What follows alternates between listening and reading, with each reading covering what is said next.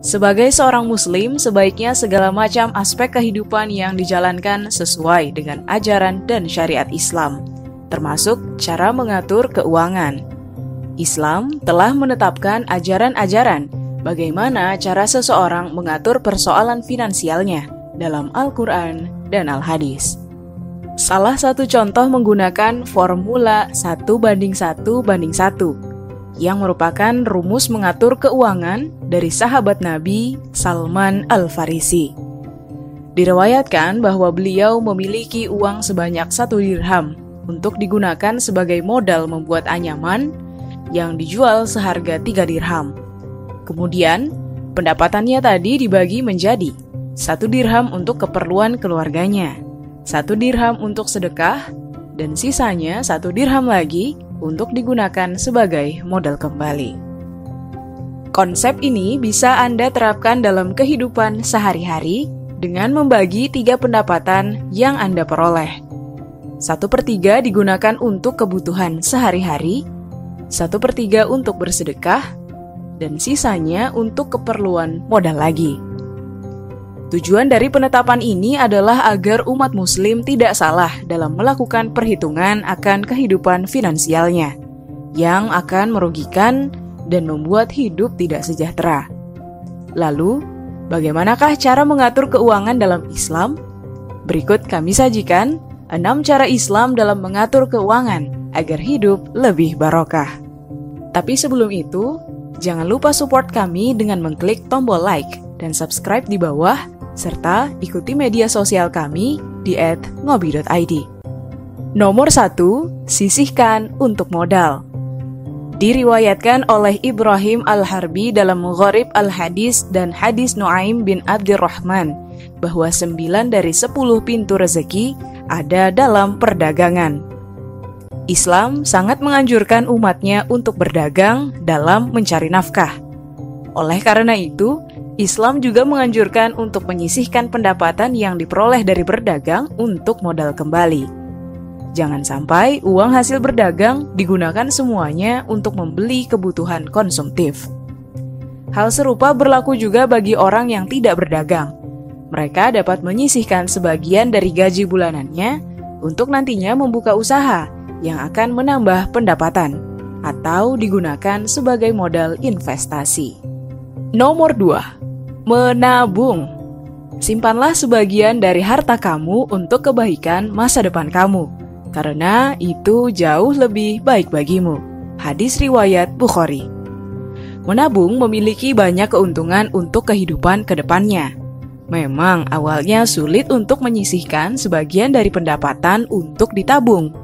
Acap kali Anda merasakan pendapatan jadi berkurang jika harus ada uang yang ditabung. Namun, sebenarnya manfaat tersebut baru akan dirasakan jika uang yang ditabung sudah terkumpul banyak. Dengan menabung, Anda akan memiliki cadangan uang yang akan bisa digunakan kapan saja. Mulailah menabung sedikit demi sedikit, misalnya per hari Rp10.000, maka sebulan akan Rp300.000. Dan setahun, tabungan Anda akan mencapai Rp3,6 juta. Lumayan bukan? Nomor 3, jangan boros. Dan orang-orang yang apabila membelanjakan harta, mereka tidak berlebih-lebihan dan tidak pula kikir, dan adalah pembelanjaan itu di tengah-tengah antara yang demikian. Al-Quran Surah Al-Furqan ayat 67. Seperti yang sudah kita ketahui, bahwa sikap boros sangat tidak dianjurkan dalam segala hal. Begitu pula dengan mengatur keuangan.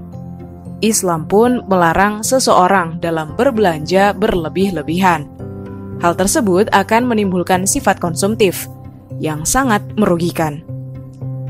Belilah segala kebutuhan sesuai dengan kadarnya, tidak kurang dan tidak lebih. Hindari juga membeli segala sesuatu yang tidak diperlukan. Misalnya, saat memiliki sebuah ponsel, namun karena ada ponsel tipe terbaru, maka Anda membelinya berdasarkan keinginan, bukan kebutuhan. Padahal, ponsel yang lama masih bisa digunakan. Belajarlah membedakan mana kebutuhan dan mana gaya hidup, mana kebutuhan primer, sekunder, dan tersier. Nomor 4, bersedekahlah.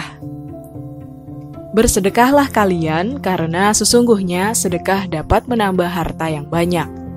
Maka bersedekahlah kalian, niscaya Allah menyayangi kalian. Dalam Al-Wasail jilid ke-6, halaman 255 hadis ke-11. Salah satu cara untuk mensucikan harta adalah bersedekah. Hal ini dilakukan karena dalam Islam, 2,5% dari rezeki yang Anda terima terdapat hak orang lain di dalamnya. Oleh sebab itu, sisihkanlah pendapatan yang Anda terima per bulannya untuk membantu orang-orang yang membutuhkan lewat berbagai macam badan penyalur sedekah. Selain itu, Allah juga menjanjikan untuk menambah harta yang didapat dengan bersedekah. Dan lewat bersedekah, berarti Anda bersyukur atas nikmat yang telah Anda peroleh. Nomor 5, hindari berutang. Barang siapa utang uang kepada orang lain dan berniat akan mengembalikannya, maka Allah akan luluskan niatnya itu. Tetapi barang siapa mengambilnya dengan niat akan membinasakan atau tidak membayar, maka Allah akan merusakkan dia. Hadis riwayat Bukhari. Utang memang kadangkala menjadi penyelamat finansial di saat darurat. Namun kenyataannya, dalam Islam tidak dianjurkan untuk berutang jika tidak benar-benar membutuhkan. Artinya, jika Anda masih bisa berusaha untuk membayar sesuatu, jangan berutang. Jika terpaksa berutang kepada seseorang, wajib hukumnya untuk melunasi. Hal ini dilakukan karena dalam Islam, perihal utang menyangkut dunia dan akhirat. Bahkan, saat seseorang meninggal dalam keadaan berutang, ahli warisnya wajib untuk melunasinya. Nomor 6, hemat dan berkah. Mulailah untuk mencoba mengaplikasikan tips mengatur keuangan menurut ajaran Islam ke dalam kehidupan sehari-hari. Dengan begitu, keuangan Anda akan menjadi lebih teratur dan terhindar dari kerugian finansial. Selain itu, hidup juga akan semakin berkah.